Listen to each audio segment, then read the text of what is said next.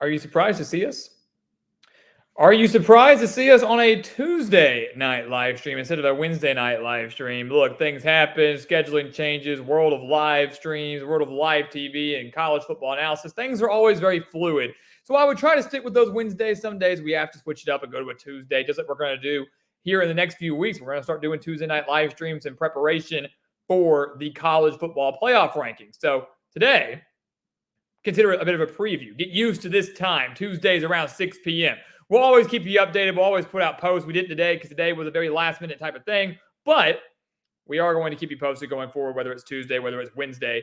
Obviously, that'll be described to you down the road. But regardless, we're so glad you could join us tonight here on this Tuesday night live stream. Whether you are watching us now, whether you are watching us later, we are very, very pumped to have you as a part of our GE Nation. And we've got a special show tonight. We are bringing on a guest. You've seen him before, fan favorite for some, the college football encyclopedia. Connor Hibbett will be joining us very shortly. We've got a wide list of topics that we're going to be breaking down tonight. Connor, as you know, is, to me, one of the better analysts out there. He is really, really good on his preseason takes. He holds firm on them. He's got a great Instagram page where he keeps you up to date on not just his takes, which are always very, very accurate, but just the world of college football and the things that he does over there. So we're really happy to have him back on tonight. He's going to probably be joining us a little bit more often throughout the rest of this season, and maybe could be filling in for me possibly down the road a little bit. We're still working that out, maybe in the month of November. But we're really excited to have him on board tonight. He should be joining us here in just a few minutes, where we're going to talk about the SEC. We're going to be talking about Indiana, because the Hoosiers, who are actually ranked above Alabama in football, make the college football playoff. We're going to talk Army, Navy. We're going to talk surprises, disappointments, all the likes for about the next hour and a half or so, with that hard cutoff time at 7:30, because tonight was just a wild type of day. But again, we're very glad you guys could join us today. As always, please continue to like, to comment, subscribe, like the stream specifically. The more you guys like these live streams, the more you comment, the more you share the videos, the more we grow. The more our channel grows, the larger it grows, the more people that we can get on board into our community. So definitely check that out. The link for everything that we want you to take advantage of is down in the description below. That includes, of course, our expert picks, where we are 33 away from our goal of the year. Remember, that 33 mark, we get to 100. We are doing that 24-hour live stream. So we will do a 24-hour live stream if we can get to 100 subscribers by the end of the season, which technically runs to the Super Bowl, because we do NFL picks as well. So we'd love for you guys to join up. Sign up today. Take advantage of that. We're doing a great job over on our expert picks best bet section. 9-3-1 run over these last few weeks in our best bets. We're hitting over 62% in our best bets over in the NFL as well. So we're going to continue to plug that, not just tonight, but in each live stream going forward, obviously in each video going forward. The more people that sign up, the closer we get to that 24-hour live stream, the more college football analysis that we get to bring to you on a regular basis. So we're really, really hoping that you guys take advantage of that and at least go give it a look nonetheless. And if you aren't doing that, at least subscribe to our free newsletter over on the gridironexpert.com. We just sent one out today. We were talking about the fact that no one seems to be the number one team in the country. No one wants to be the number one team in the country. We've already seen 4 different teams at number one so far this year. How crazy is that? 4 number one teams this year. Oregon obviously being the 4th. They're number one for the first time since 2012. And could Illinois beat them Saturday? Could the Fighting Illini dethrone the number one team and give us maybe a 5th number one heading into next week? If Oregon keeps winning, could you see a team like Penn State jump them if they beat Ohio State next week? I mean, so many scenarios, guys. We've seen 4 number one teams, and we're not even into the month of November. We've got 6 weeks of the regular season remaining. 6 more weeks remaining in the regular season. And then obviously the championship games, the playoffs, the bowl games, everything like that. Season is still far, far from over. Still a lot of football left to be played. UCF is here. Austin Pruitt is here. Jerry Turner is here. Good to see you, Jerry. Glad you could have us. Or glad you could be here tonight. Glad you could join us tonight. Very happy to have you. Hope the baby's doing well. Hope you're doing well as a whole. I'm very excited for Syracuse and Pitt. Syracuse and Pitt on Thursday night. We predicted that game today on the channel. And I know you've got to be pumped for that one, Jerry. It's going to be a very, very, very fun matchup. And Double O'Neill, good to see you. Brady Glassman, good to see you. Now everybody's starting to file in. Again, on this Tuesday night live stream, that is not typically a regular thing, but could start to become a regular thing in the month of November, especially as we get closer to the start of the college football playoff rankings, because our goal is obviously to watch the rankings shows with you live and then kind of share our immediate analysis or immediate reactions to a poll that I think is typically very bad. I'm not a fan of the committee. I'm not a fan of what they do. I don't think they do it well. So it's always fun to sit here, kind of see our reaction and get your reactions and everything that goes from that. So let's go ahead and do this. We said we were going to bring on a guest tonight. We were going to bring on our good friend Connor Hibbett, the college football encyclopedia himself. Still comment in the chat. Well, he and I have a lot of set talking points that we're going to do tonight. We kind of alluded to that at the beginning of this live stream, but we still are going to spend some time at the end of the show going through the comments and kind of selecting what we believe are some of the best questions, the best comments, the best talking points. So feel free to discuss in the chat what we're discussing. Leave your questions and thoughts on it. We will be addressing them again for about the next hour and a half or so tonight. But without further ado, let's go ahead and bring him on. And let me make sure I take that off so he has the full screen. All right, there he is. That's Connor Hibbett. Connor, how's it going? It's going good. How are you? Man, doing great. No complaints. Happy you could get on with us tonight, man. Well, thank you for having me. I always enjoy discussing college football. So, yeah. Yeah, I don't think we can. Anybody here is going to disagree with that. Anyone here is going to be against that. And we're definitely looking forward to the discussion tonight. Hopefully some more over the remaining 6+ weeks of the regular season. But before we really get going, I want to go ahead and make sure I plug it in now before I maybe forget the end of the year. Tell us a little bit about yourself. I know you've been on the show before. You have been a fan favorite for many before, but for the people that haven't seen you before, don't know who the heck you are, enlighten us. Why are you the college football encyclopedia?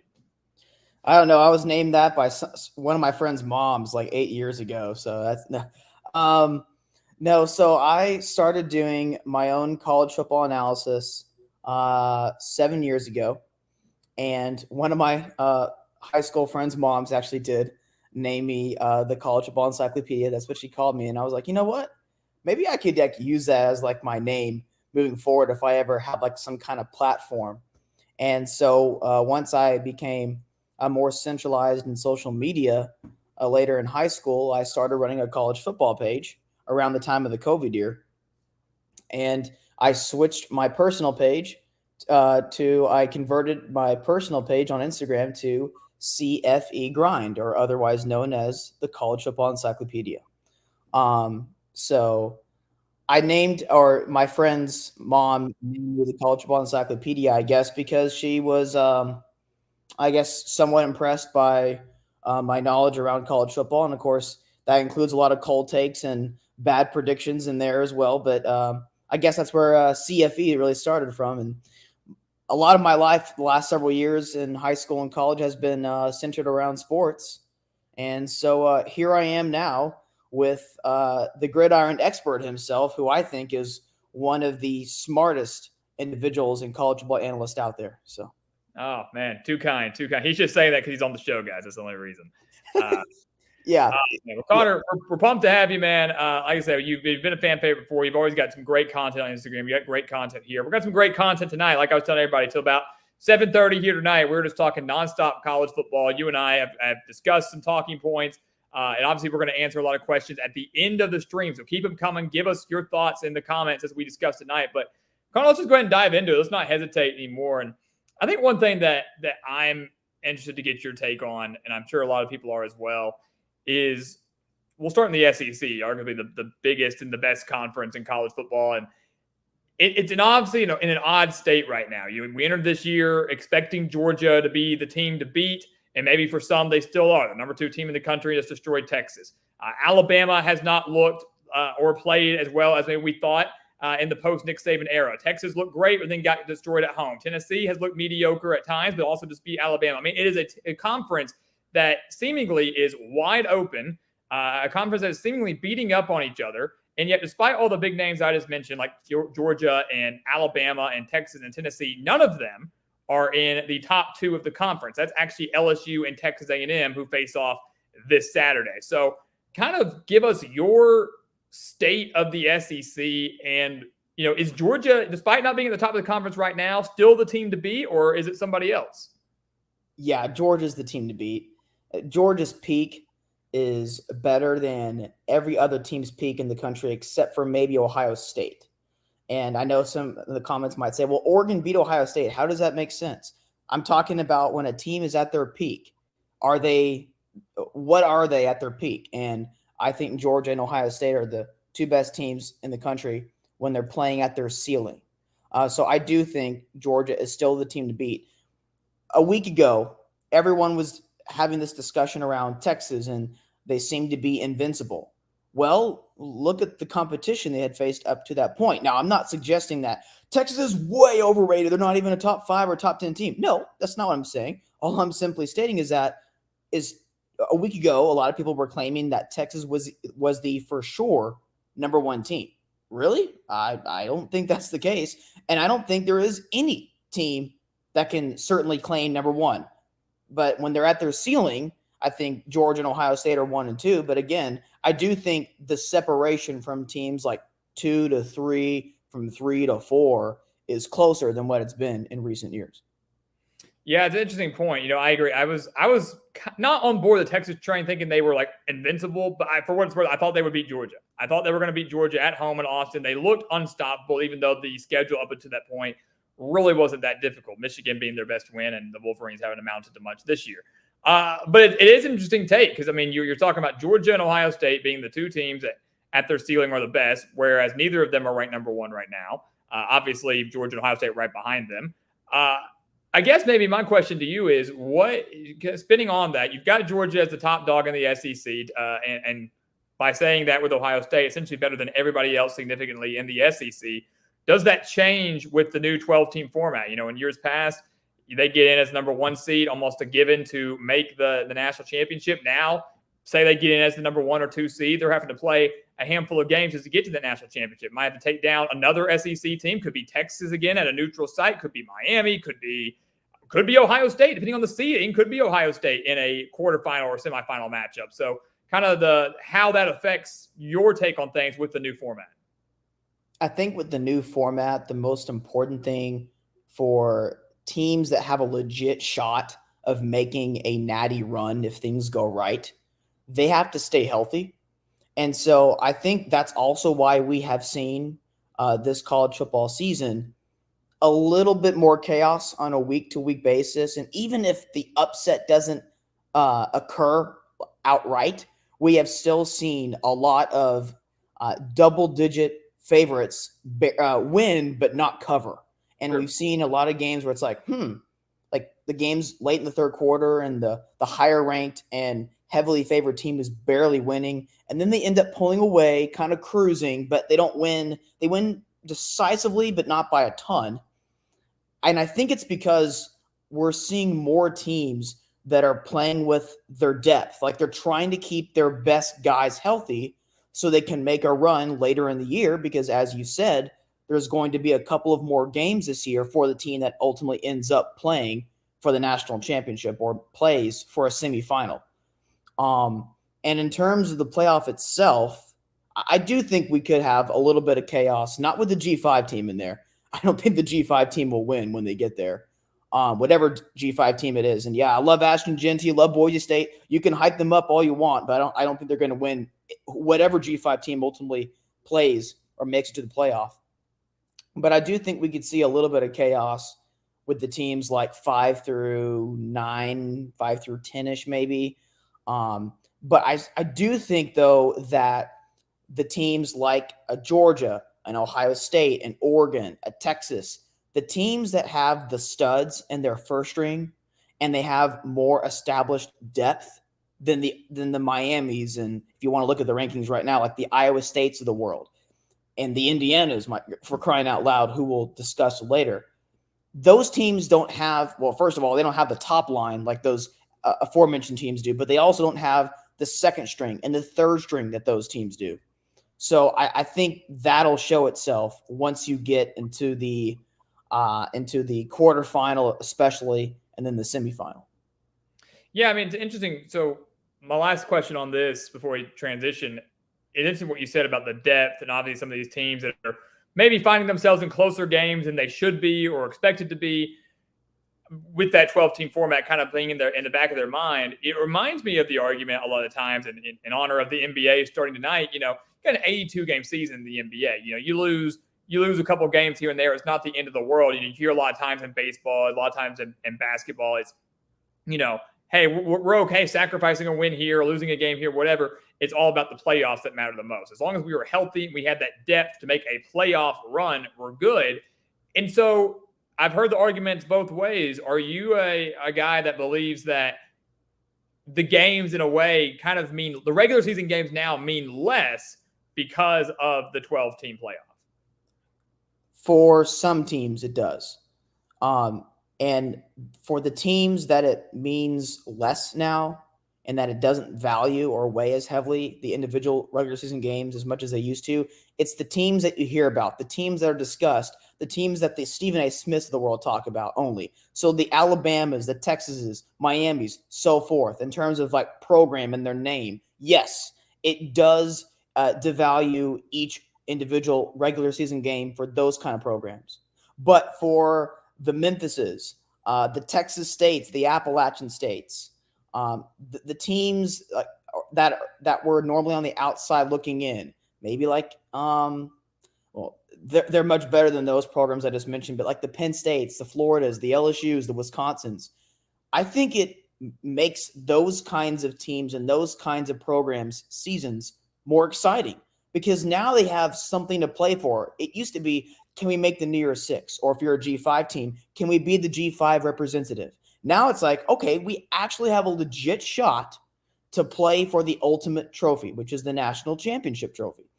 And now, are they really going to ever win one? Probably not.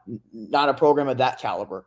But they at least have a shot, and they have a say-so, those kinds of teams, into who ultimately ends up getting to the playoff to have a shot to win the national championship. So I think the Wisconsins, the LSUs, the Penn States, and then whatever G5 team or G5 teams have a shot to be that G5 representative, I think it makes their seasons more exciting. So the expanded playoff devalues some program seasons, but not everyone's. Yeah, I think it's an interesting take to what you said. Obviously, with the old format, Penn State's a great example too, in the sense of the old format. You knew when Penn State lost to Ohio State, their season was done.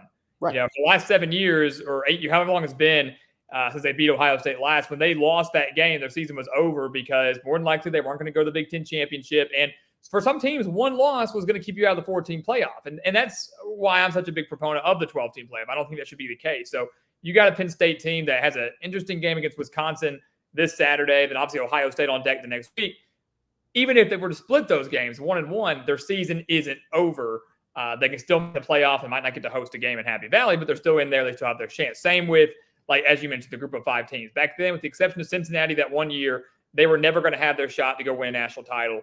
Now, technically, they do. It's just like in March Madness. All these small mid-major programs slip into the tournament, and odds are they're probably not going to go on a Final Four run, but they can. No one, Loyola Chicago and George Mason and teams like that have made those runs. It can happen.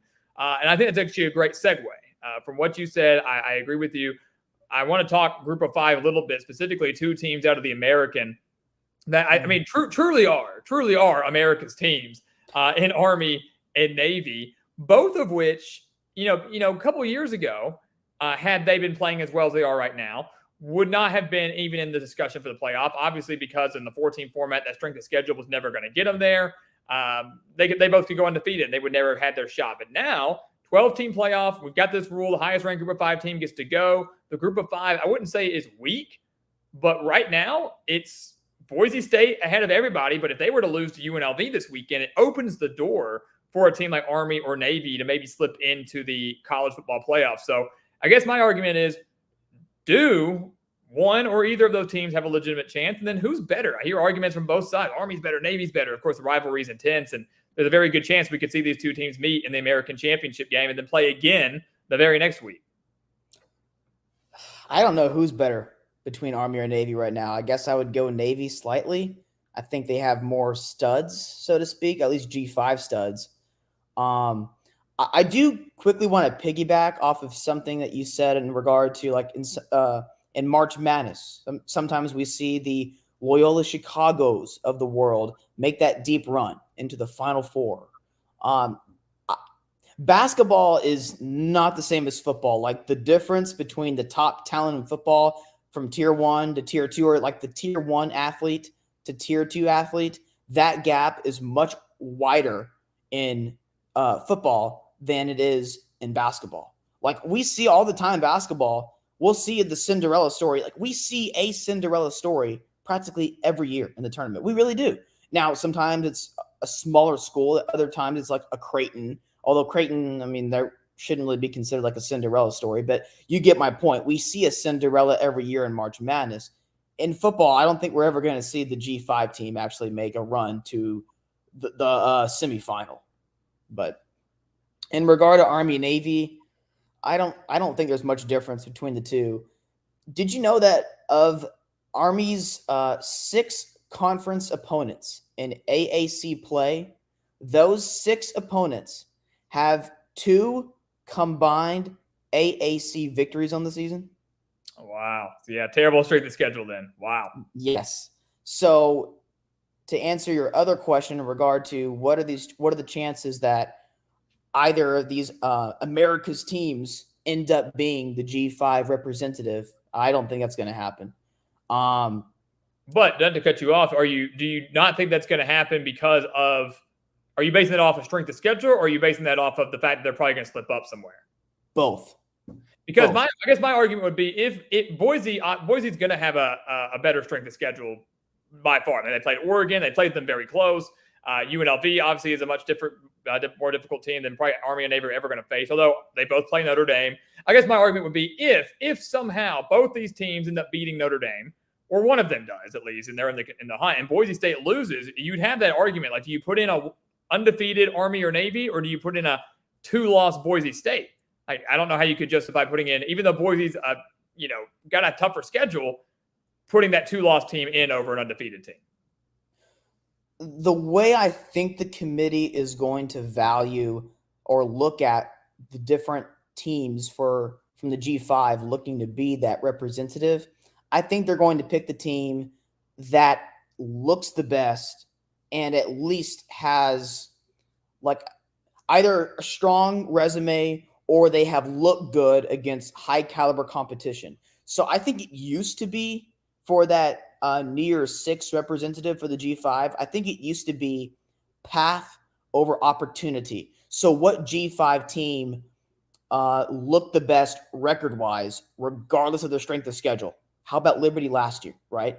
But I think in this new expanded playoff era, so to speak, I think the committee is going to do everything that they can to pick ultimately who they think is the best G5 team. And I can tell you right now, we can have all the Army or Navy propaganda because the media is doing their fair share of it right now. But I don't think these two teams are close to the level of a Boise, a UNLV. Maybe I know Navy beat Memphis, but if they played again, Memphis would still be a touchdown or more favorite, and they would probably win. I think there are much more talented G5 teams out there. And I think that is what the committee is going to look at.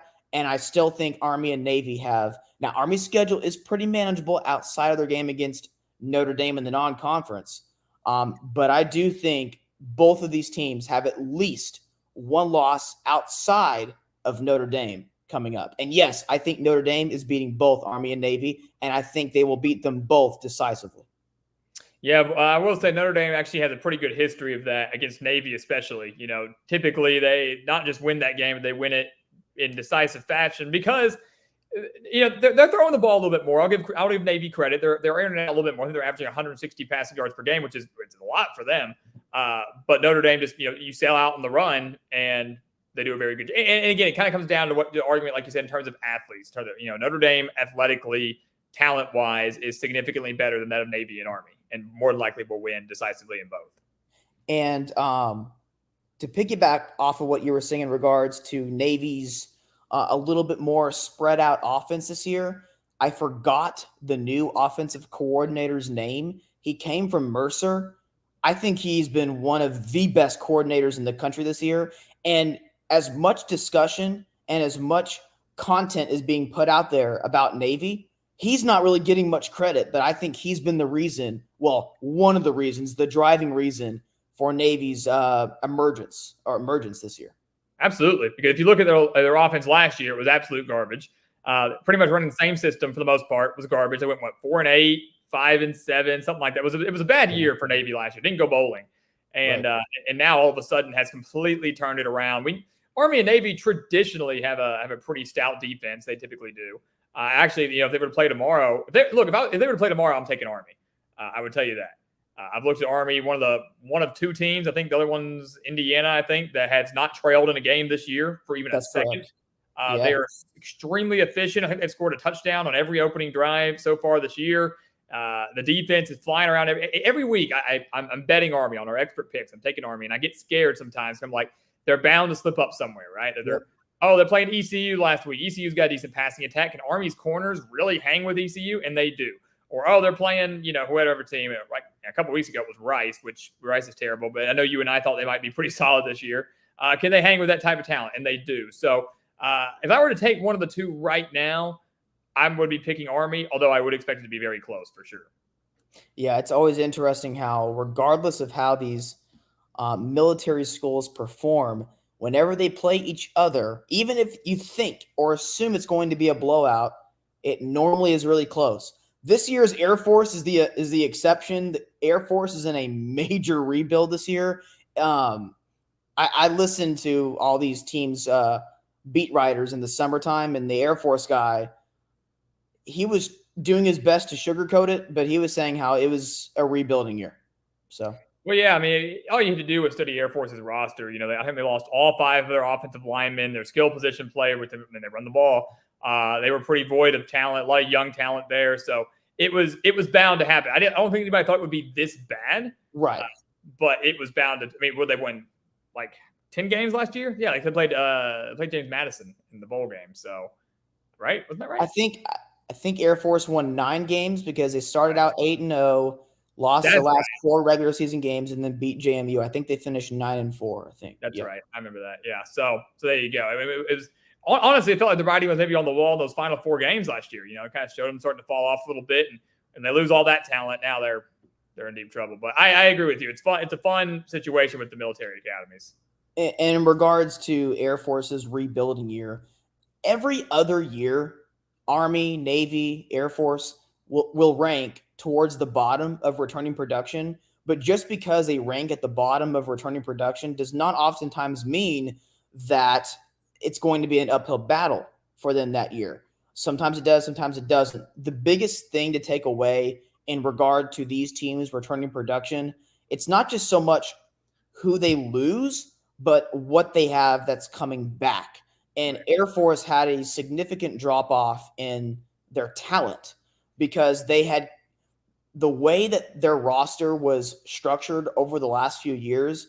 They knew like 5 years ago or 4 years ago that 2024 was going to be a rebuilding year. It was the way that COVID impacted their roster.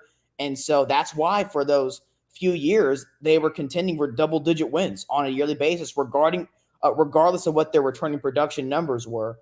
So they were set for a rebuilding year this season. Although I agree with you, Alex. I mean, 1-6 start, I think they're off to. It was certainly not foreseeable because, I mean, we could talk about this as like a transition point here, but the talent level in the G5 is not like it used to be. And so even the lesser talented G5 teams have a pretty good chance of overachieving just because there's not a ton of top end players in the G5 right now. Sure. Absolutely. No, that's an excellent point. And I will say this, maybe we were on the same page in terms of the segue here, but you talk about top end players in the G5. Obviously in this new era of college football, we're in a way kind of seeing them getting poached. It's oh, you're a great quarterback, you're a great wide receiver. Hey, I'm going to offer you more than your current school can offer because they don't have those type of funds. Come play for us in the Power 5 or the Power 4 now, I should say. And the guy who's done that maybe better than anybody else so far this year has been none other than Curt Cignetti in Indiana, who has been just I thought it was a great opportunity. But it's been absolutely ridiculous so far this year. And you were high on Indiana back in like June and July before the season even started, talking about how manageable their schedule was going to be. Obviously, we all knew the success of Curt Cignetti across his collegiate coaching career, especially at James Madison. I don't know how many people watched him prior to that, but what he did at James Madison in such a short amount of time was pretty amazing. Now he's got Indiana sitting at number 13 in the country, ahead of a team like Alabama in college football, which is insane. Crazy. Undefeated, 7-0, and really a very good shot that Indiana can go 11-1. We did a video on this just a few weeks ago. Their toughest game remaining is, I think, the second to last week of the year. They have to travel to Ohio State. Many would pick that to be a loss, but an 11-1 Indiana team, even if they don't make the Big Ten championship, depending on what Oregon, Penn State, Ohio State do, should find themselves in the college football playoff. So I guess kind of your overall take on Indiana, obviously, I think in a way, maybe meeting your expectations, maybe exceeding. Maybe you thought they'd lose the game somewhere before this. Is the playoff berth a realistic possibility? And then secondly, we all know Curtis Roark is now hurt indefinitely. What does that do to their chances this weekend against Washington? So Indiana has surpassed my expectations. I thought they could get off to a 6-0 start. But in the back half of the season, I thought the ceiling was like 9-3-ish. I mean, when you're picking, there is a difference between a team and a program. Indiana right now is a team. They're not a program yet. We'll see what Curt Cignetti does. We'll see how long Cignetti is at Indiana, which proves my point about team and program. But when you're predicting a program like in Indiana to break through, I don't care how high you are on Indiana. And I was on the Indiana bandwagon more than anybody else was outside of maybe Curt Cignetti himself. And I'm sitting here thinking back in February and March, I was like, I love what they did in the portal. Not only did they get a lot of senior laden experience, but their receiving core specifically is a big time strength. Like they've got dudes there. Like they got the alphas that can take over in bigger games. But when I was looking at their ceiling and their floor, I'm like, okay, so the floor, they have a few injuries. Things don't break right. They lose some close games, but there's certainly some bright spots to look for in the future. And things seem to be going up, trending up. But the ceiling here, I discussed this on my page several months ago. I said that they played a lot of the trending down Big Ten teams this year. And I'm like, okay, so if all these teams trend down, Indiana stays healthy, I'm thinking like 9-3. This was a similar breakthrough prediction, if you will, to what I had with Minnesota 5 years ago. Minnesota ended up pretty much winning every close game that they had and finished the season with 11 wins, including their bowl victory over Auburn. So at this point, with Indiana's schedule moving forward, Michigan has greatly underachieved. What team on Indiana's schedule outside of Ohio State has not underachieved? Really? Yeah.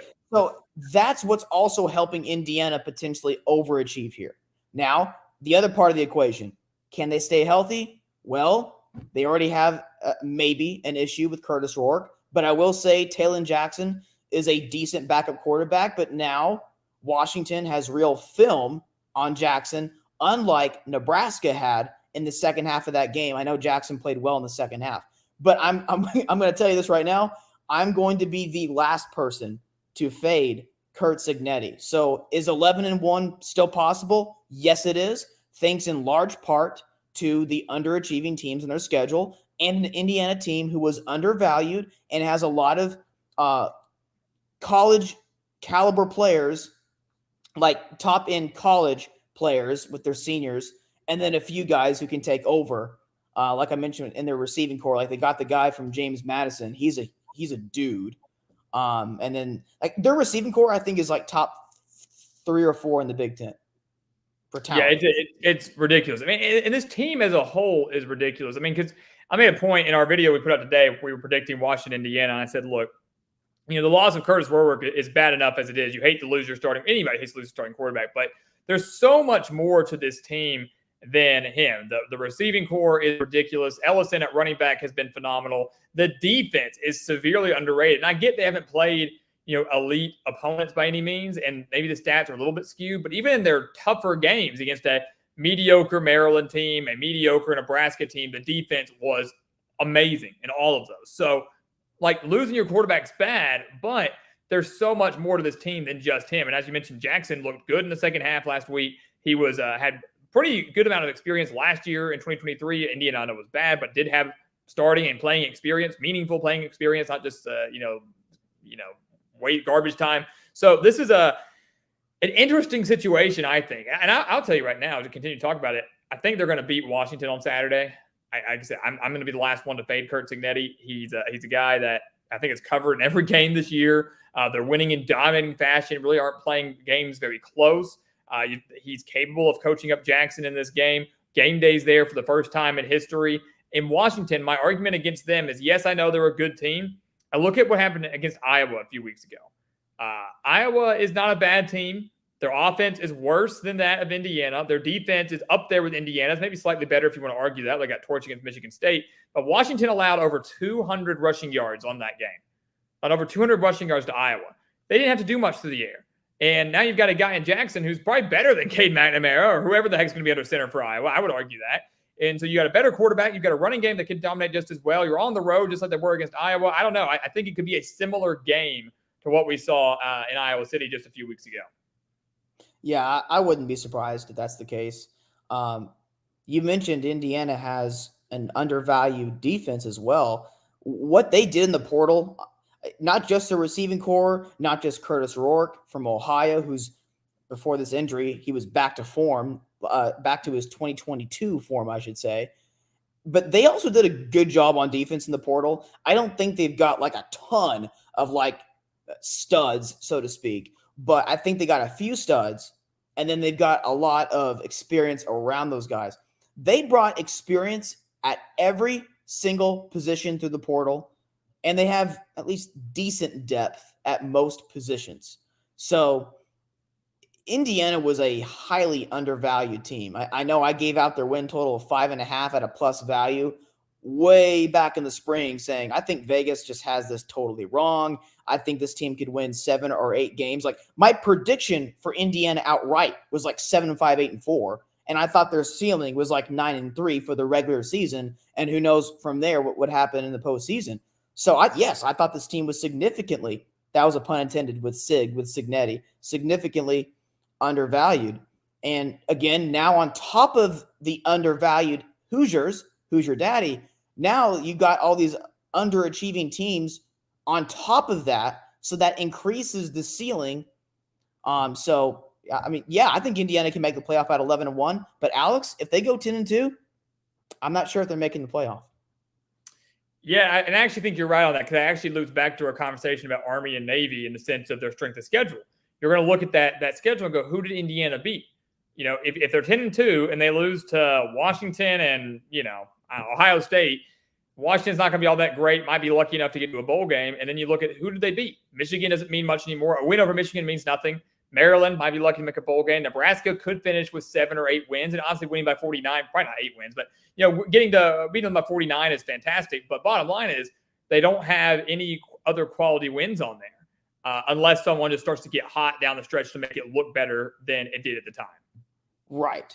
How many teams that finish the season with the winning record, or maybe how many bowl eligible teams / teams that finish with a winning record will Indiana have beaten by the end of the season? That right now, I'm going to say 2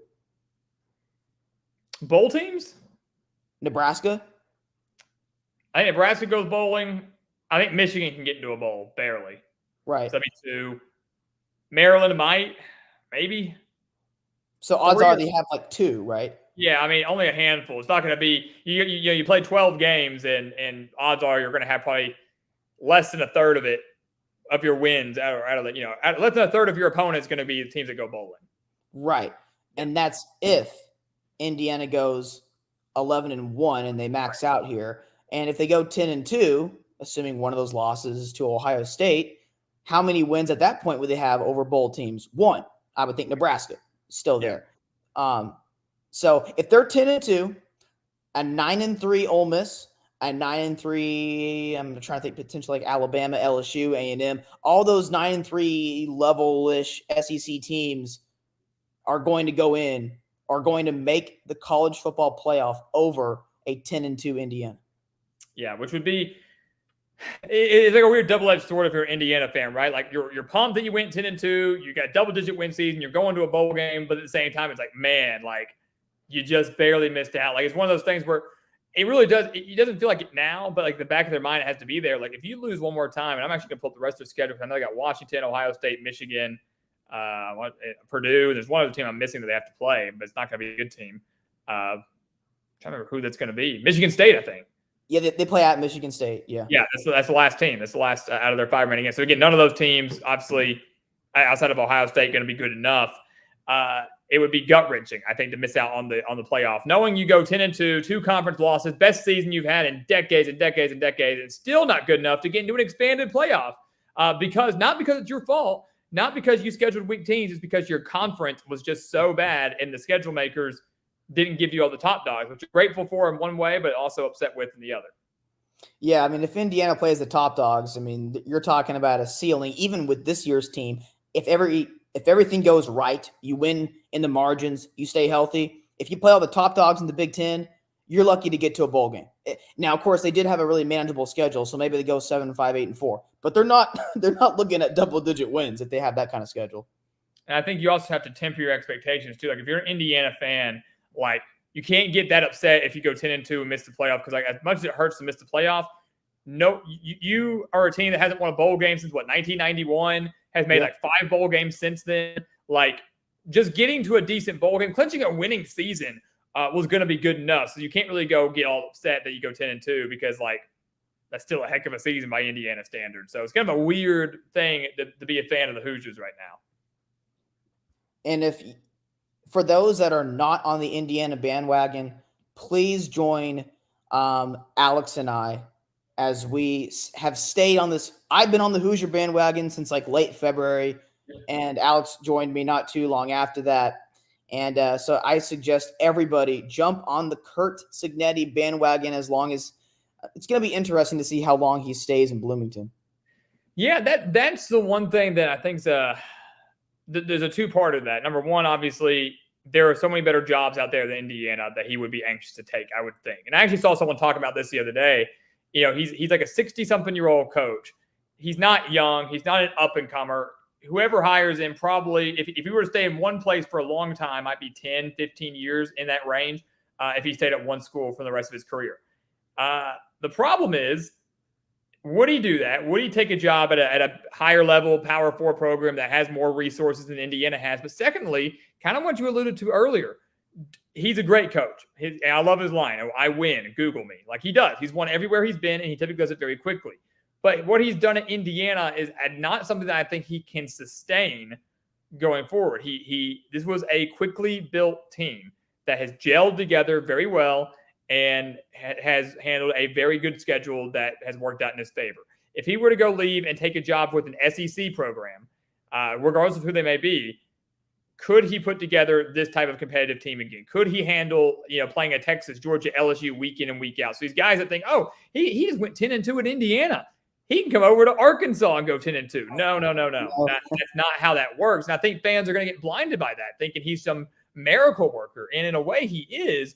But what he's done at Indiana is not something that can be easily replicated at his next school if he does go to another one. Yeah. And so it's interesting how you could word this for Indiana if you are one of those people that want to hype up Curt Cignetti. Like, let's say Curt Cignetti leaves to take over the Arkansas football program. And the way the Arkansas beat writers could word it is Curt Cignetti in his first year, and let's just say, for example, he left later this year. His first and only year in Bloomington, Indiana, they won double-digit games in the Big Ten, and that included a schedule with Ohio State on it. They could spin it like that, but you could also say, okay, but they didn't play Penn State. Michigan had their worst team in years. They didn't play Wisconsin. Not that Wisconsin's some juggernaut, but look at the teams on Indiana's schedule this year. It's like pretty much all the worst teams in the Big Ten. Right. So I love how people Like, we've been talking about Indiana for months, almost this entire calendar year, and now people are talking about them in hindsight. I love those kinds of people. Those are the, as Josh Pate would say, the casuals. Yep. Casuals that read the headlines, but they don't do the work, man. They don't do the research. They're not studying the game 365 days out of the year. It's not happening. So, but it is interesting. That's exactly what's going to happen when Curt Cignetti inevitably goes to another school, and he will. Might not be this next year, but inevitably he will leave. I would think. They will spin it in a way that makes him sound amazing, and he is good. Like, we're over here, it sounds like we're like dogging on Curt Cignetti, and we're not. Like, he isn't a fantastic coach. It's just basically saying, don't believe that what he did at Indiana can be done immediately at his next school, and whatever his next school is going to be is arguably going to be a tougher job and a tougher conference. I would expect that. So, like, temper your expectations. Whoever lands the Curt Cignetti sweepstakes going forward, temper your expectations, because it's not going to be like Indiana 2.0. It's just not going to happen. Right. So, yeah, I could go on and on for that for a while. But I'll tell you what, I'll segue, though, because it kind of factors into what we were talking about with the Hoosiers. Obviously, they're a massive surprise, 7-0, playoff contenders. Without saying Indiana, and I think that'd be a cop-out, what has been your biggest surprise so far of this year? We're about to enter week 9. And it doesn't even have to be a positive thing. It doesn't have to be like a team like, oh, I'm surprised that, this example, BYU is doing so well. Like, what is something that's really surprised you so far this season? BYU was actually going to be my answer to that question. Oh, no way. There you go. Perfect. Yeah. So I'll discuss another team, though, since you brought up BYU. But quickly, Indiana, Iowa State, those teams have not surprised me. I hyped up those two teams along with another team that's slightly disappointed me this year. So Indiana and Iowa State have not shocked me one bit. BYU, though, has. BYU was a team that I thought was going to have an uphill battle to just achieve bowl eligibility. I know they play in the Big 12, so if things go right, there's not a ton of difference in that conference among most teams, that if things go right, you can make a bowl game. If you take care of your non-conference schedule, as long as it's somewhat manageable, you can make a bowl game. And so it's not like I didn't think BYU had no shot to make a bowl game. But if you told me they would start 7-0, I would have called you crazy. Yeah. Like, now, what I will say, there is a team that plays at an unranked team this week, and the unranked team, and the team that's ranked is currently ranked 11th, hint, hint, and they're playing at this team's place that's unranked, and that unranked team is currently favored by 1.5. Why am I blanking on who's ranked 11th? BYU, I think. Oh, it's still BYU? Okay, well, that is interesting. Yeah, it's BYU at UCF. Wait, Notre Dame's 11th, right? Is BYU still 12th? Wait a second. Why? Did I not read this right? Notre Dame. Wait, one of them's, or maybe that's my own poll. I think I've got Notre Dame at 11 and BYU 12 in mine. Hang on, let me see. I don't know what the AP has. If my phone will load here, I could also just. Let's check it out. They have been severely undervalued, though. Here we go. BYU. Yeah, they are 11. Okay, so they jumped them. Yeah, BYU's 11th, Notre Dame 12. Okay, so I haven't flipped in mine. All right, fair enough. So BYU at UCF, and UCF is currently 1.5 favorite. Yep. That tells you everything you need to know. Congratulations, BYU, but you're not as good as your record. But they have been a surprise nonetheless. I'm not trying to take anything away from BYU, but it wouldn't shock me if BYU lost a game or two that a lot of people right now would be surprised by. Yeah, it's an interesting take with BYU because I'm with you. I think I had them going 4-8. Like, I really did. Like, I did not expect them to be as good as they've been. Last year, the defense wasn't the issue. It was the offense. It was terrible. Now the offense has taken off, played great. Red Slap has been phenomenal at quarterback. And it's just interesting. Like, I can't decide. Like, they're a good team. They're a good team. And I've actually gotten criticized. I've got them ranked 12th in my own poll that I put out each Monday. And people are saying, why aren't they in the top 10? Why aren't they done in the top 10? Well, a major way, the reason they're not in the top 10 is because I'm looking at their schedule. And their argument is they've got a handful of ranked wins. They beat SMU, who's ranked now. They weren't at the time, but they beat them. And they beat Kansas State. And my argument with the Kansas State game, which is what really propelled BYU into the rankings and has made them, I guess, relevant this year. the Kansas State game was mostly self-inflicted wounds from Kansas State, not the job of BYU. People got to go back and watch. Kansas State was up 6-0 approaching halftime, and they just imploded. It was the interception and then like a fumble, then a pick six. I mean, just like that, it was like 6-0 to 17-6. And they come out of halftime, they throw another pick, and they have the massive punt return. Like Kansas State just shot themselves in the foot so many times. And like BYU deserves credit for that, but it wasn't because they just simply went out there and beat them, for the full 60 minutes. Then they barely beat Baylor, allowed Baylor to come back. Then they crushed Arizona, and then they should have lost to Oklahoma State last week.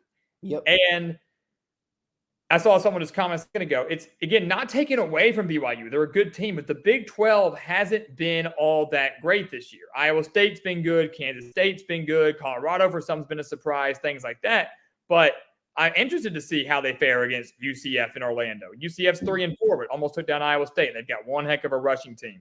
I'm curious how they fare against Arizona State, who's kind of surprised some people. They got to go on the road to Arizona State in late November. They should beat Utah probably because Utah's just falling apart. Kansas, there's still a chance, BYU finished with 9-10 wins, but that wouldn't be good enough to get them into the playoff. Maybe not even good enough to get into the Big 12 championship. So it's one of those things where it's like, and I might get criticized by some people here too. Let's say BYU goes on a run, but they already are 7-0. And let's say they go 11-1, make the Big 12 championship, right? They're giving me, people are hate me, they're giving me TCU flashbacks, man, because from a couple of years ago, because TCU was not that good. They just weren't. They had like 8 one-possession wins. I'm not saying they were lucky. They deserved to win those games, but they were, like I said, not as good as the record showed. And it showed against Georgia. And now someone's going to say, well, anybody would have lost to Georgia. Well, maybe so, but maybe not 65-7 as bad as we saw that national championship game. So it's one of those things like TCU got into the playoff because their record and getting to a conference championship, was worthy of getting there.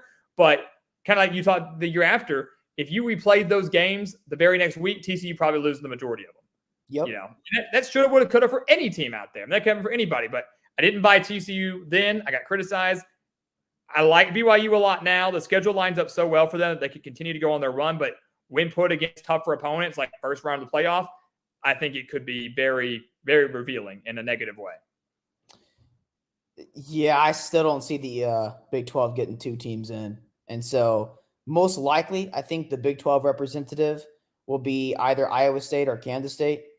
BYU strikes me as a team that, like TCU, you brought up TCU from a couple years ago.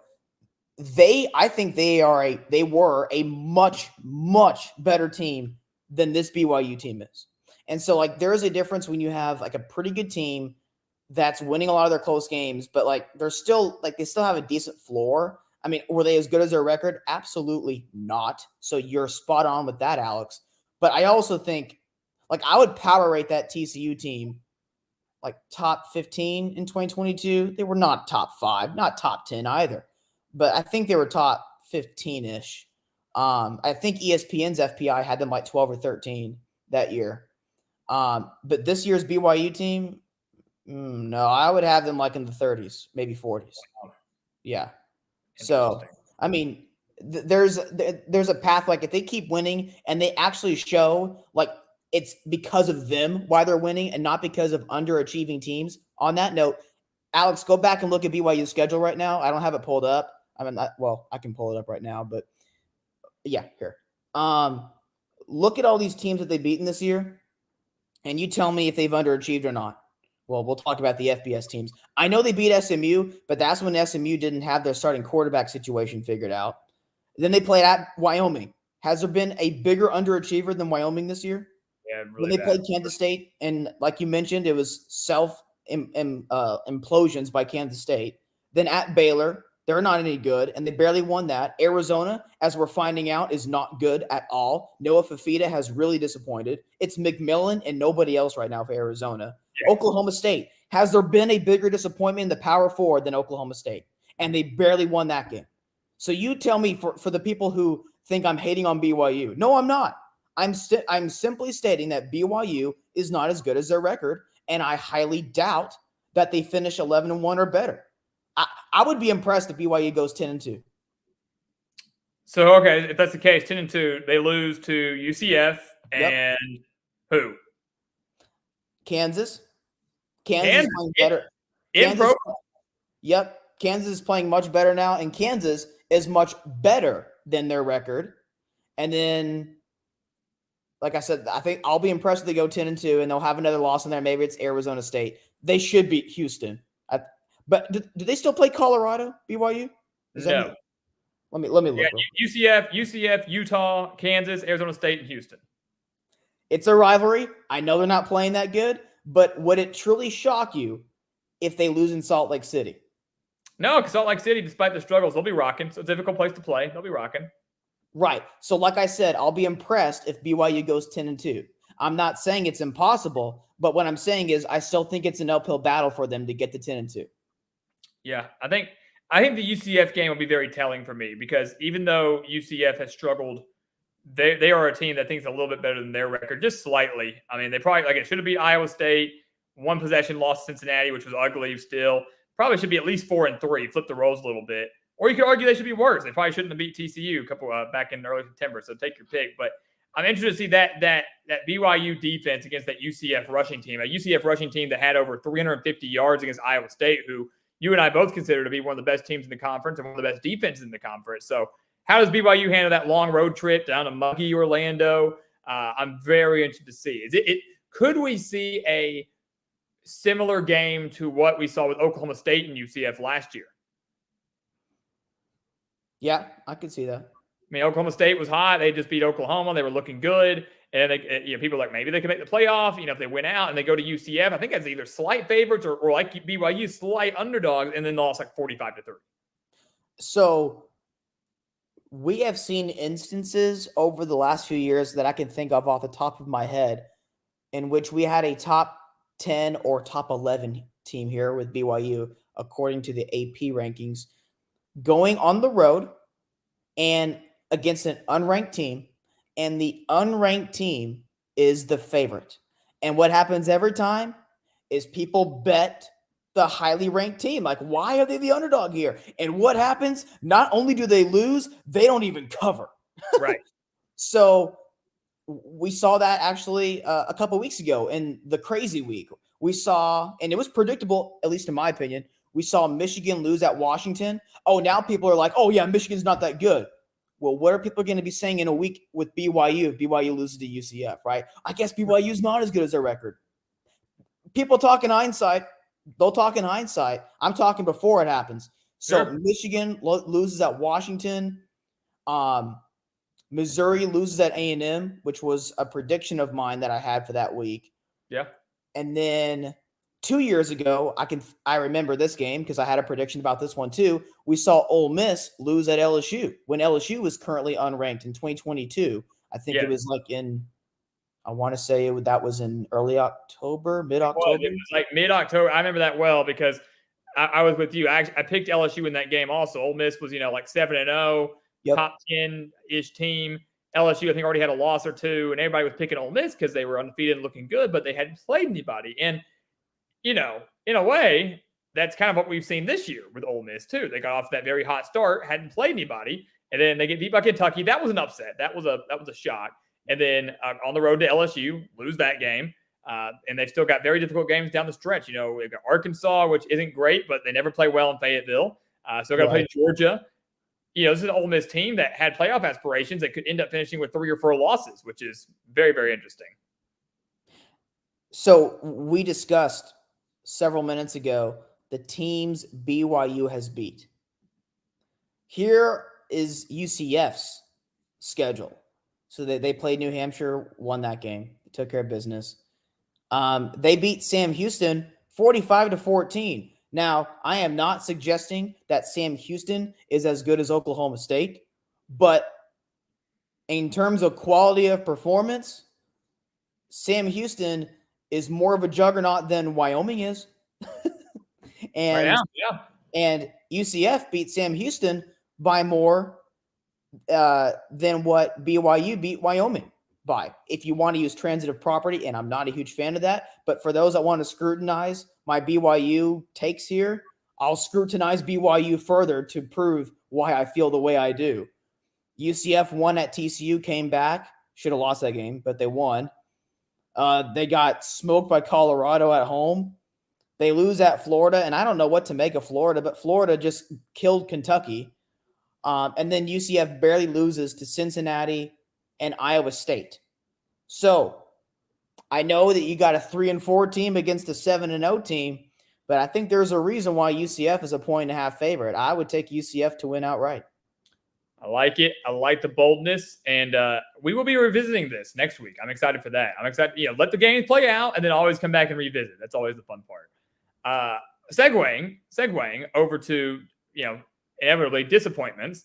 We talked surprise, as you said, BYU, and we talked about that quite a bit. But a team that has maybe largely disappointed in your eyes, has really disappointed you in your eyes, and I think we can let's disregard Florida State. Let's not even put Florida State in this conversation.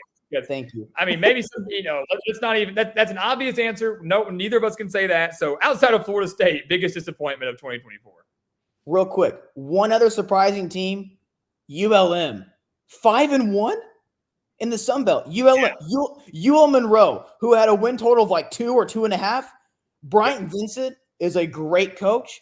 And first year.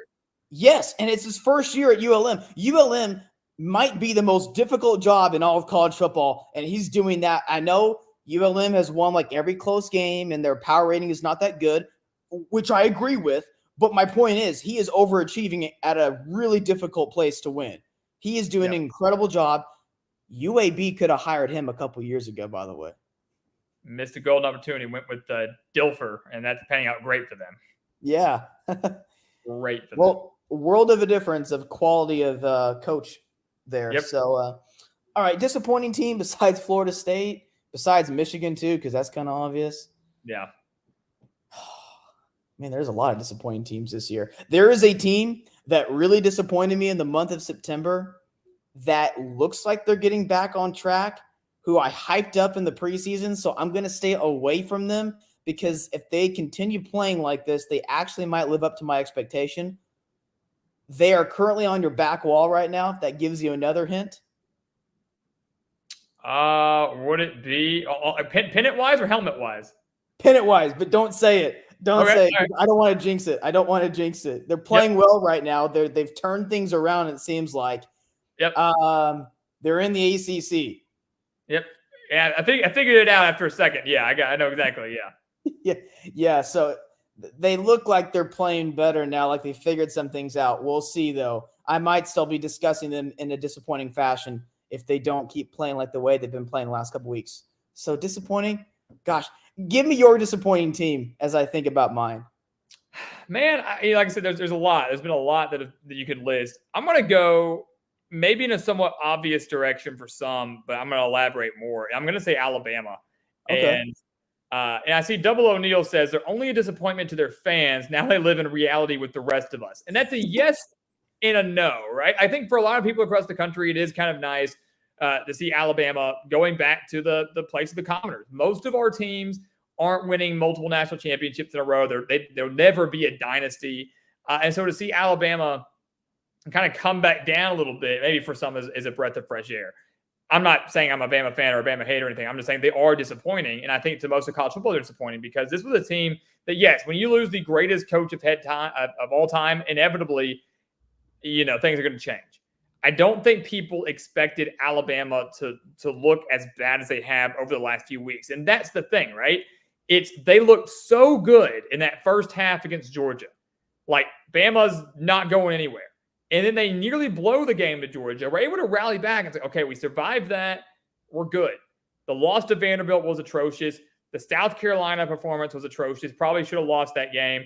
And then obviously losing to Tennessee in a game that I talked about the other day. They shot themselves in the foot. Alabama should have won that game in Knoxville. They had the interception in the end zone. They couldn't take advantage of any of the Tennessee turnovers. They had a missed field goal in there. I mean, it was just terrible.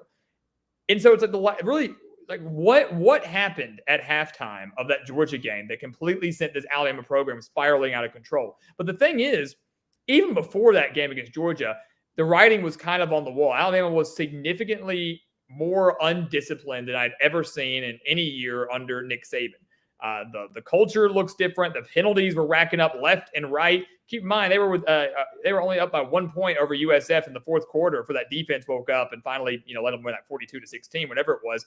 Like, that's what's been so disappointing to me is not that Bama, has lost a few games. I think we all thought they would lose a few games. It's how they've looked, and it's their inability to bounce back. And it's almost seeming like a culture issue.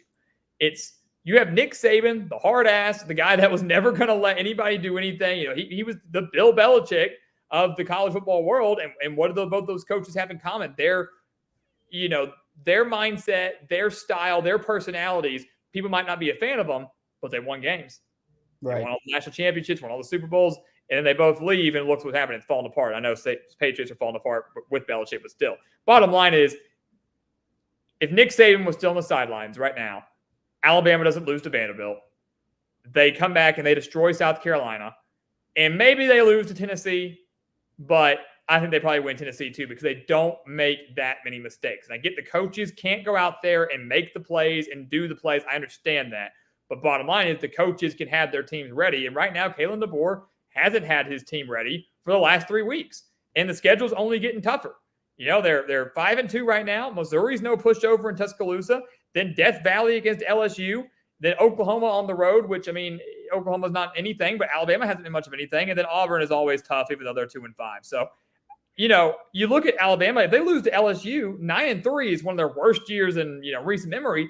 Might not even be good enough to get them into the college football playoff. That's not disappointing to me. Again, missing out is interesting. It's crazy. But, again, it's how they've looked and how poorly they have played that's been the difference. Yeah, I could agree with that. Alabama has been pretty disappointing. Like, when you look at their quality of talent, they shouldn't be having this high variance of results. Beating Georgia 1 week and the very next week losing to Vanderbilt. Look, right. I love Diego Pavia. Vanderbilt's ceiling this year is higher than their ceilings in recent years. But I don't care how high Vanderbilt's ceiling it ever gets to, at least in the foreseeable future. They shouldn't be competing, much less beating Alabama. Right. So the transitive property can be like, we could go on a sicko mode rant right now with transitive property, but Vanderbilt is not better than Georgia because Bama lost to Vanderbilt and Bama beat Georgia. Right. Although, side note, so just really quick, Vandy, Texas, does Vandy just get annihilated or do they keep it close? What's annihilated to you?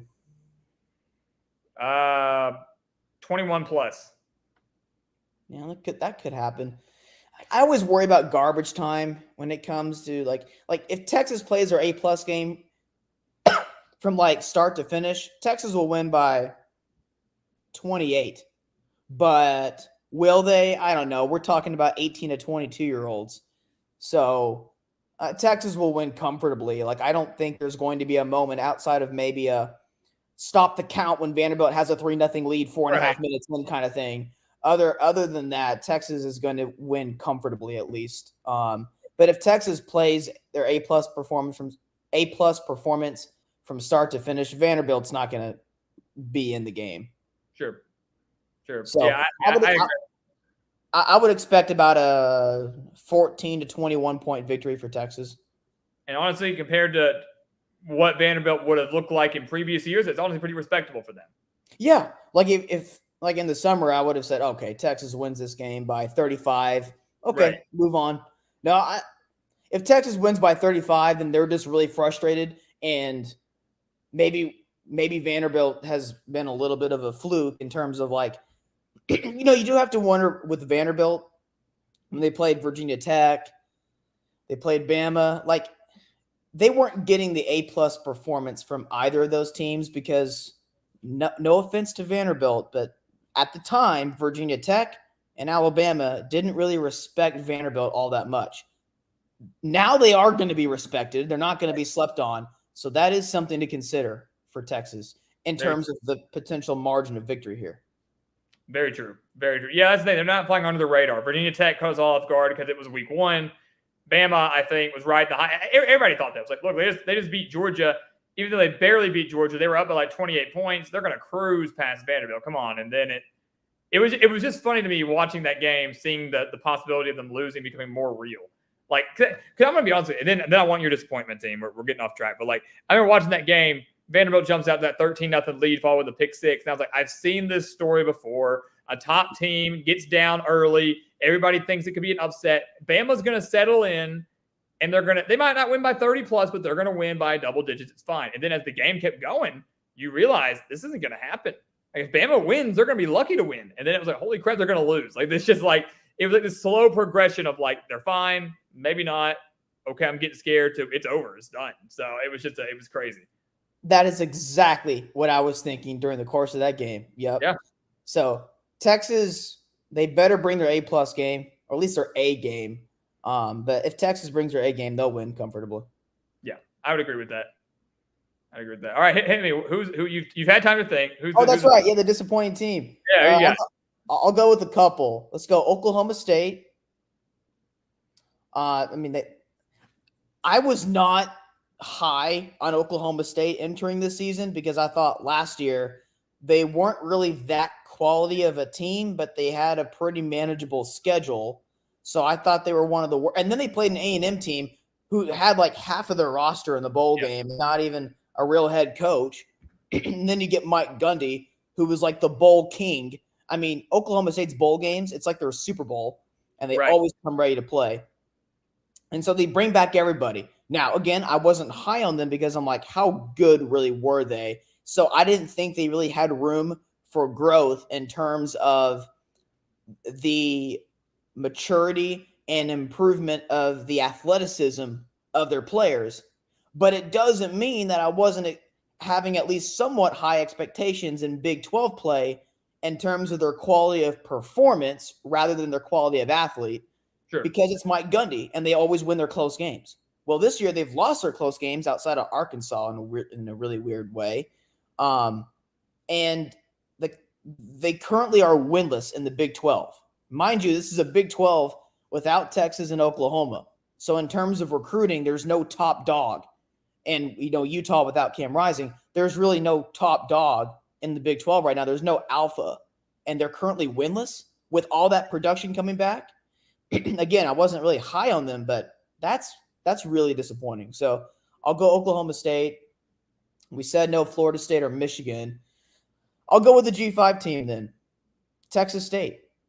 Texas State is not going to be an underdog in any game this year. They have not been an underdog yet. They're not going to be an underdog in any game moving forward. They're probably going to be like a field goal favorite at home against Louisiana. They're probably going to be a 2.5-point favorite, maybe a little bit more against South Alabama on the road. They are not going to be an underdog this year. And they are going to go like 7-5 or 8-4, unless they somehow all of a sudden just start bringing their A+ game every week. Because I've seen their potential. They have it. They have the path to go 11-1 or better this year, and then they don't play a complete game. We have seen their A+ performance. They are legit when they actually want to be. But that's the thing. It's like they check out for a quarter or they check out for 3 drives. It's like, guys, what are y'all doing? And then we see the next quarter. Okay, this is what they're actually made of. I don't understand why this team has not brought their A+ game, much less for a full game. They haven't even brought it on a game-to-game basis. I would love to see it just from like one game perspective. Maybe they did against Arkansas State. That's been it. Like they have been so disappointing in my opinion. Yeah, I think the weird thing with Texas State was I almost feel like this team bought into the media hype of, hey, we're a playoff contender. Like if Texas State were to go 11-1, had they gone 11-1 or undefeated, they would have had their name in the mix for the group of 5 playoff spot possibly. And I can't help but wonder if like the team just kind of lost that focus and that mindset when they lost to Arizona State. That Arizona State game was a good opportunity for them to get a Power 4 victory. It was at home, and you could argue they should have won that game. It was very, very close, and they just weren't able to get the job done. So I almost wonder if it's like that demoralized them. It was like, okay, now we know we can't make the playoff. It's not even if we win out, we're not making the playoff. Obviously, a Sun Belt title still in the reach, a really good season still in the reach, but you can't help but wonder what that was. And that's another prime example of Texas State where, G.J. Kinney's a great coach. I think he'll be a Power 4 coach here pretty soon. A great recruiter, good offensive mind, but a guy that brought in a lot of talent and transfers that, unlike Indiana, did not pan out. So it kind of the both sides of the spectrum. Indiana loads up on that, and it's worked out great for them. Texas State, not so much. And maybe you value that as the caliber of transfers, the type of transfers. Obviously, Indiana getting maybe some bigger and better ones since they're a bigger program. But it's obviously an interesting. There's two sides to every story when it comes to building a team through the transfer portal. And that's the thing about Texas State this year, and I hyped them up too, so I'm guilty of this. Texas State is a team. They are not a program. Sure. And it is different when you are hyping up a team to do something that they haven't done in years. So, like you said, Alex, give Indiana credit because as of right now, they are not a program. They are a team. Mm-hmm. And they are finding ways. They're meshing well. Everything that could have gone right has gone right for Indiana. And for Texas State, given how much room for error that their schedule provided them, what could have gone wrong has gone wrong. Right. It's like when you go back and simulate the season again, and you have the same players, the same weather, the same injuries, all of it is the exact same. Texas State is, I can tell you right now, they don't have 3 losses. They probably have 1 or 2 at the most. They could be undefeated. My point being is that, again, what could have gone wrong has gone wrong. Texas State, given their talent and the room for error that their schedule provided them, they have essentially hit their floor right now. That's why it's so disappointing. Yeah. No, I agree. It is evident of a team to me that, had all this potential. I think they were told how much potential they had. They heard how much potential they had. They realized that the ultimate goal was out of their reach, so let's just quit playing. They've lost their focus. I think Scotty said it best in the comments, and they lost their focus. So that's exactly so. I like the picks. I like Oklahoma State. I like Texas State. And with that, we'll transition to the comments. I've seen some guys comment there, and we'll wrap up the show about the last 15, 20 minutes, kind of hitting some comments and questions. I like seeing what other people are mentioning. Someone said Oklahoma. That's obviously very true. Yeah. Prime example there, but how bad they've been, which I'll come back to that in a second. I want to make sure I'm not missing any others before we go to another topic. The whole state of Florida, yeah. And Florida's been pretty bad. Florida State's been bad. UCF losing records, not good, except for Miami. USF too. South Florida. USF, South Florida was getting all that preseason hype in the American. Yeah. Yep. Yeah. USF was supposed to be very good, and they've been which I know they battled some injuries, but still, they have not lived up to their hype. I will say with Oklahoma, FAU, FIU as well. Yeah. Well, yeah. FIU was supposed to be somewhat decent this year in the Conference USA. Like they've let an egg. Low bar to clear, but yeah. Yeah. Good year for them is not really that good by all standards. They still haven't done that well. Right. And on top of that, Conference USA, half the conference is just not good. So it's like terrible. And FIU brought back some experience. And Mike has a lot of coaching experience there, obviously. So he's been there for a while. So it's more of a program than half of Conference USA. And with that experience returning, I'm sure some people thought they could probably get to a bowl game. And I think that's going into the season. I thought that was a legit goal for FIU. And then FAU, a lot of their really good players that they had last year transferred out, including LeJontay Wester, who's killing it at Colorado right now. Mm-hmm. So I felt like FAU had a huge talent downgrade, but their schedule I thought was kind of manageable. But as we're seeing, the majority of the most disappointing team, I'm going on a tangent here, apologies. But as we're seeing, most of the disappointing teams this year reside in the G5. And it's because the top end talent is leaving the G5, and it's creating this level of play where it's like everyone's kind of in the same area as well. There's not a ton of difference among each tier in the G5. That gap with each tier is lessening. That's why we're seeing so much more movement among G5 teams and surprising G5 teams for the better and for the worse. Absolutely. No, that's 100% accurate. No, I couldn't agree more.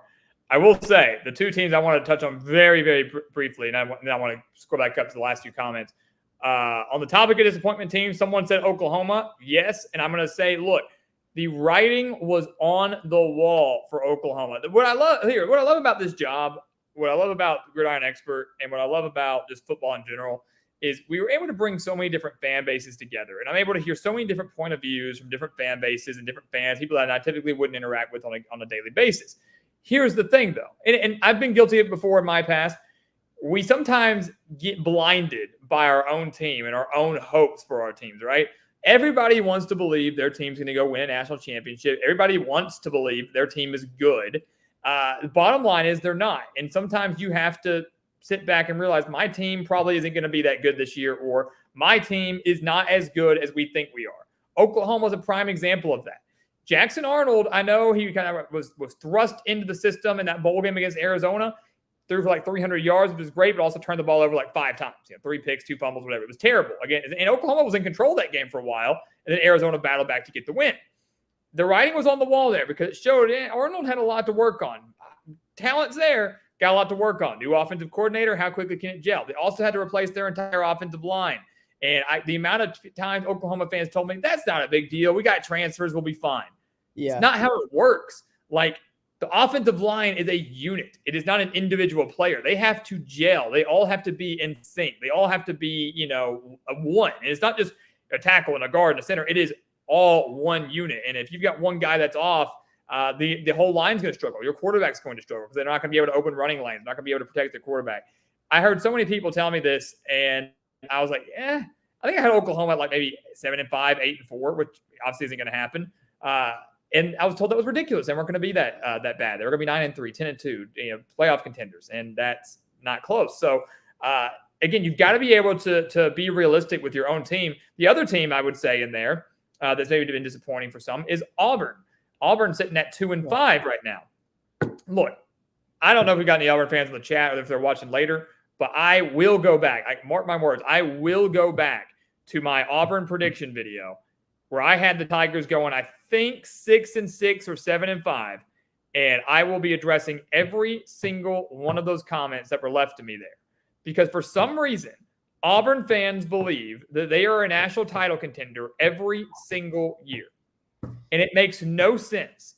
You had one very, very, very lucky run in 2013 where you still lost a national title, lost Florida State, and then you had a generational talent in Cam Newton to get you there. Outside of that, you've done nothing. You've done nothing since like the 1980s, right? And for some reason, everybody wants to believe, at least in Auburn, that they are SEC title contenders and they're one of the best teams in the country, and they will be. And if you don't pick us going at least 10-2, you are ridiculous and an idiot. And yet here are the Tigers sitting at 2-5 with losses to Cal and Arkansas, both at home. I thought Jordan-Hare was supposed to be a tough place to play, but you've lost both. I thought Hugh Freeze was supposed to be a veteran, coach and a great offensive mind, and yet you don't have a quarterback. Peyton Thorne's terrible. Brown's terrible. Your defense isn't any better. Auburn is a bad, bad football team. They are bad, and they are 2-5, and it honestly makes me very happy to see them at 2-5. I don't root against any teams, but it does, because when I get all this crap every offseason from Auburn fans basically criticizing me for picking them to go to a bowl game, 6-6, 7-5, saying I don't know what I'm talking about, and now they actually might miss out on the postseason, nothing makes me happier. It's karma. It's well-deserved, and maybe this will teach Auburn fans to sit back and be realistic with your program, because your program has been irrelevant. That's a big word. You've been irrelevant in the SEC with the exception of maybe 2 years. Again, one with generational talent in Cam Newton, and the other where you got lucky on the tip pass against Georgia and the kick six against Alabama. That is my rant. Auburn and Oklahoma, but mostly Auburn. So those Auburn fans that message you about how your prediction's going to be bad and how they have national title hopes, at least for the Auburn Tigers. I want you to message them and ask them what drugs are on, because I want some of that. Absolutely. Sounds awesome. I want to be in that kind of mood every year where I'm hoping like the Indianas of the world or the Texas States can go win a national championship. I want some of that stuff. I want to be on that. I would feel great all the time. Of course, when my team goes 3-9, please don't message me. But yeah. Auburn's been pretty disappointing this year, and man, it feels like they're a quarterback away from actually being like a pretty good football team. Maybe I don't know. There's bigger issues than what they've got at quarterback, man. I mean, the quarterback's a huge part of it. Peyton Thorne can't throw. Brown's too young, but I don't know. Their defense has been pretty bad, especially against the run. I don't know. They just got I think it's a culture issue partially. I think Hugh Freeze is a good coach, but he's not a good person. Like, he knows football, but he's not a good guy. And so the culture in that locker room isn't very good right now. And I'm curious to see how much longer Auburn gives him, because they're probably going to miss out on a bowl game this year, more than likely. Yep. They went 6-7 last year, so barely got by. Also had that embarrassing home loss to New Mexico State. Now you're going to go year 2. You missed out on the bowl game. We've seen they really don't give these coaches very long leashes. I mean, Malzahn got a long leash, but Chiswick was fired 2 years after winning a natty.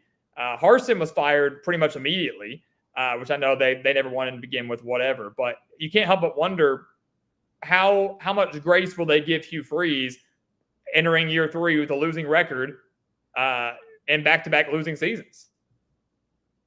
Yeah, and I would look out for Auburn to hit the portal really hard this offseason for a quarterback. And I think Auburn is going to spend a ton of money this offseason in the portal. So if they don't cash in on their portal guys for next year, so if next year doesn't go as planned, because I do think they're going to get some quality players in the portal. There's going to be some hype around the Auburn program per usual, but there's actually going to be, I think, some external beliefs, some outsiders like outside of the Auburn program that actually believe in them for next year.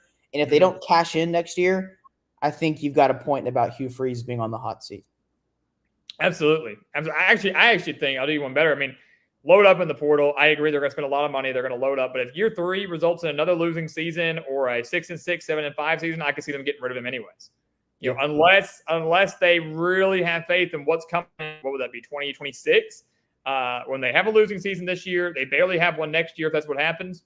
I wouldn't be shocked to see them get rid of him. But, the thing is money, man, and it's the world of college football. You're spending a lot of money on these players now. Then when you fire a coach that early, it's massive buyouts, and you can't help but wonder who can go. And you hear this talk all the time with Auburn about who wants to even go coach there because of how bad the board of trustees are, how bad the higher ups are.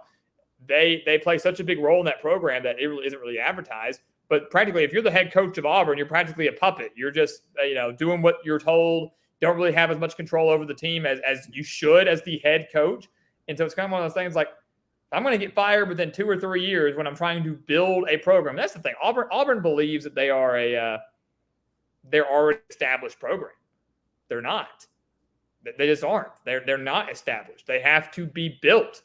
But they expect to have immediate success, as most of us want to have. We all want immediate success, but realistically, we know that's probably not going to happen. So I don't know, man. It's interesting. It's very, very interesting to see just the fan base and the mindset each and every year, not just from them, but from all fan bases. Again, you got to be realistic sometimes. I know it's hard, but just got to be realistic. Auburn is one of the most weird programs in the entire country. Like, very much so. I don't think there's a program that's more up and down than Auburn is. I really don't. Very fickle. Very fickle. Yeah. We got a good question here that we'll answer a couple, then we'll call it a night. But College Football Guy posed a great one. Which teams will remain undefeated in the rest of the regular season? I think he meant to say of the ones that already are undefeated. So who's undefeated now and maybe finishes the year at undefeated? For those of you keeping score, at least the most notable ones, you've got Oregon, Penn State, Miami, Iowa State, BYU, Indiana, Pittsburgh, Army, and Navy, all undefeated. Okay, so let's go one by one. I'll say no or yes, or no or maybe. So there you go. Army, Navy, no. Okay, what are the others again? Start at the top. So we'll go Oregon. I'll say yes. Yeah, and I'd agree with that. Oregon's got to play Illinois, Michigan, Maryland, Wisconsin, and Washington. And ironically, I would say their toughest game remaining is on the road at Wisconsin. Yes, I agree with that. I think they beat everybody else pretty handily. So, all right, he says yes to Oregon. Penn State? No. Yep, probably going to lose to Ohio State. Yeah. Or Wisconsin this week. I think they could lose to Wisconsin on Saturday. I really do. A little bit of a trap game. Very much so. Miami? Regular season, I'm going to say yes, but I'm going to say they get beat in the ACC title. I actually agree with that as of right now. There's not a team left on their schedule that scares me. Syracuse has a good passing attack. Georgia Tech, if they're healthy, maybe they should be able to mop the floor with most of them be 12-0. But then if they play Clemson in the ACC championship, that will be very interesting. Or the winner of Clemson and another team on November 9th, I think it is. Yeah, is that Pitt, right? No. Oh, is it your other team? Yep, I'm not saying their name. I'm going to jinx it if I say their name. I'm not saying it. You never know. You never know. Because, yeah, they struggle in the non-conference, but not so much in conference. Yeah, that's the ACC for you. It'll provide you that room for error because all the teams are pretty bad in the ACC right now outside of the top few. Yep. Nope, that's an excellent point. That's why Duke is 6-1. Duke is the worst 6-1 Power 4 team I have ever seen. Yeah, they're 6-1, and they're the only team that they've beat so far that currently has a record at 500 or higher is UConn, and they only beat them by 5. Hey, mush Huskies. They're going to a bowl game. They're going to, I'm telling you, and they're going to finish with their first winning record since 2010. You did pick that. You did pick that back in the preseason, which is a heck of a pick. It's a complete sicko. It's a complete sicko mode play. But I love it. I'm excited for him. Genuinely, I have a lot of respect for Mora, so I'm excited to see him in the postseason. All right, we hit that. Iowa State is undefeated. Yes or no? As much as I love my Cyclones, I'm going to say no. I would agree with that. I think it'll slip up somewhere. BYU, we already know that's a no for you. No. And then the last two are Indiana, which I think we both can agree no. No. Ohio State probably trip them up. Yeah. And then Pittsburgh. I don't remember the rest of Pittsburgh's schedule, but I'm going to say no just because, no, I'm just not going to pick Pittsburgh to go undefeated. Yeah, I'm agreeing with you there, too. Too many tough games and trap games. They've got Syracuse Thursday, then on the road at SMU. Virginia's sneaky. They host Clemson. They got to go to Louisville. Too many tough games. Oh, my gosh. They've got at least 2 other losses coming, if not 3 or 4. Yeah. Yeah, too many. The first half of their schedule has been very favorable. Their best win so far is, it's probably West Virginia or California.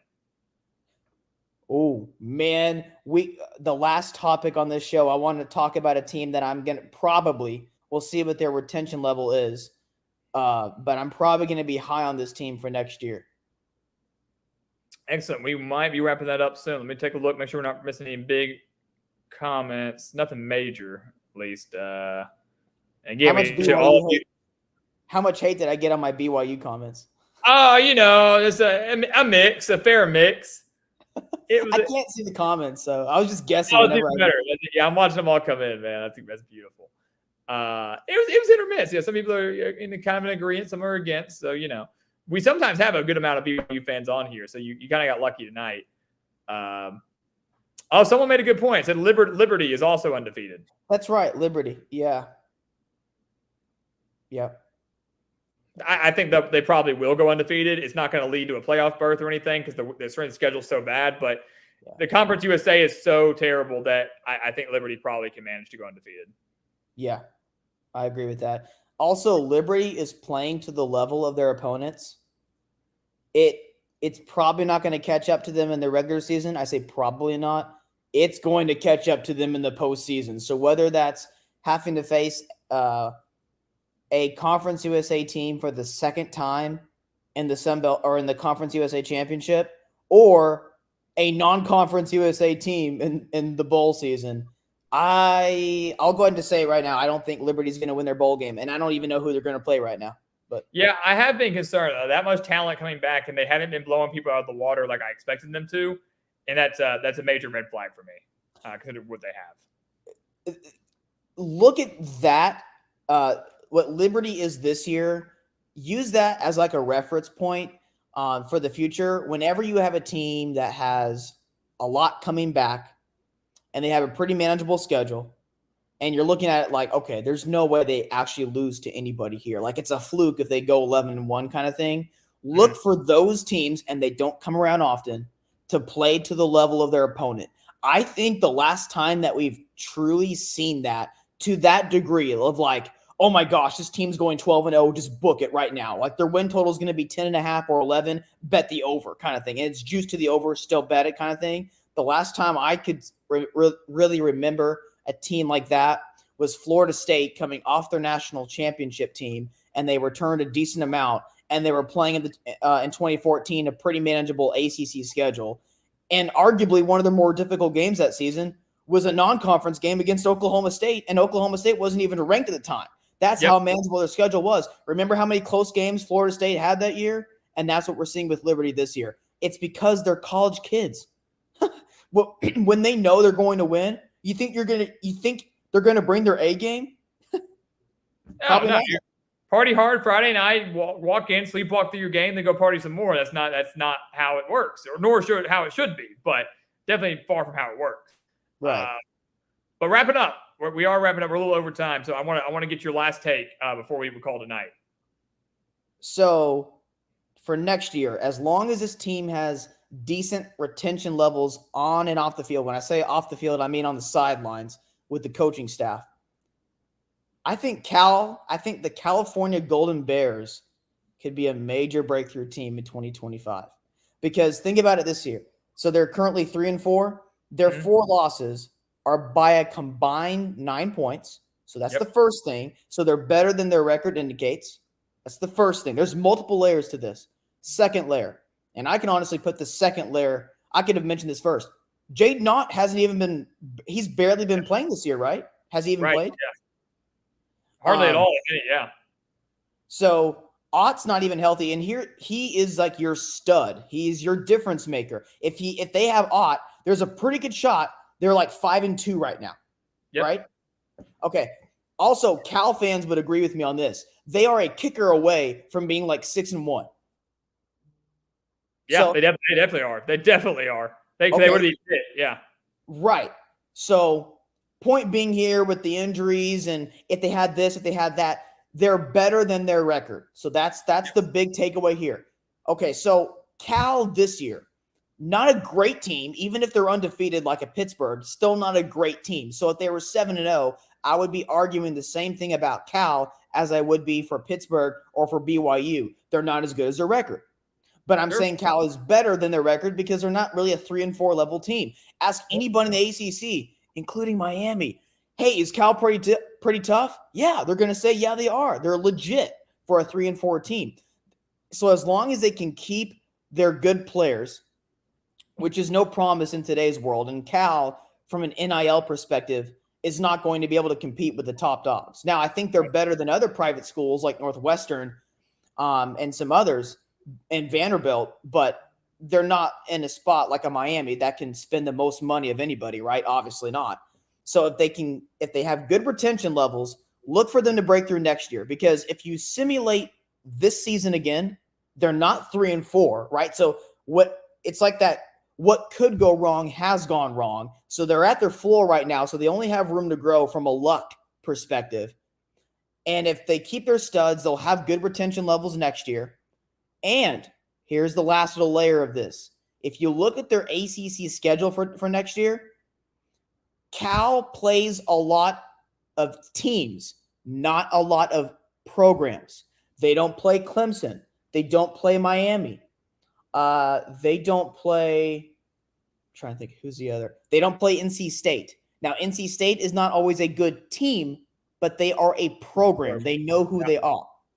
They don't play any of the programs in the ACC. Instead, they play the teams. I think they play at Louisville.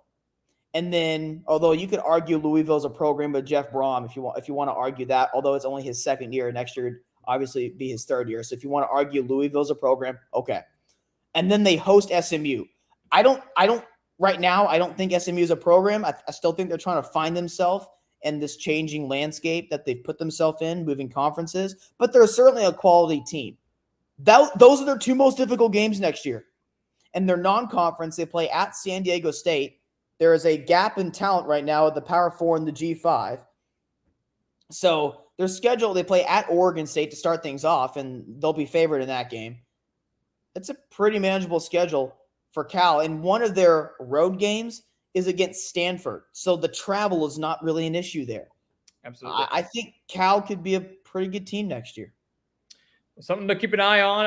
I'm curious how they finish this year. How they finish this year might dictate how next year goes. Because they struggle, Justin Wilcox could be gone, and all this could be out the window. But right, it's going to be very telling. And it's always going to be fun. We'll obviously have you on more this year, obviously, but then next year, January, February, March, preseason, talking about these teams, just like you did with Indiana. I'm sure we'll be talking about Cal early in the preseason. Anybody else who might catch our eyes. And for those of you watching or watching later, make sure you're there for that, because Connor was right about a good amount of the teams we discussed back in February or March this last year. You're going to be able to be there next year when that happens too. God knows his stuff.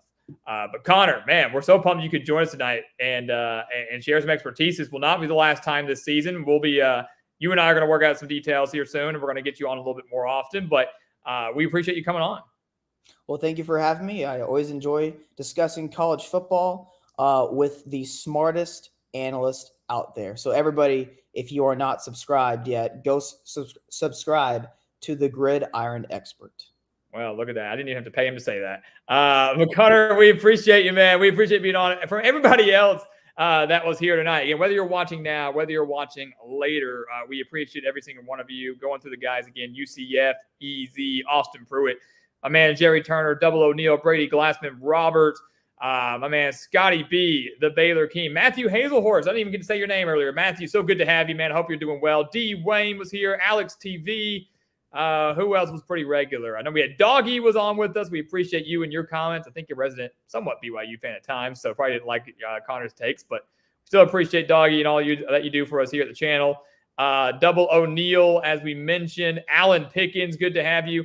And again, everybody else, you guys have been a very big part of our channel, continue to be so. We appreciate you being here on a Tuesday night instead of Wednesday. Stay tuned, whether it's through our newsletters or just on the little community chat section on YouTube for updates about our future live streams and everything else coming here to the channel. 6 more weeks left in the regular season. Lots of football left to be played. Lots of videos left to come your way. And again, we appreciate you and all of your support. So from Connor, I'm Alex, the Gridiron Expert, saying thank you so much. Have a great rest of your night, and we'll see you next time right here on the Gridiron Expert.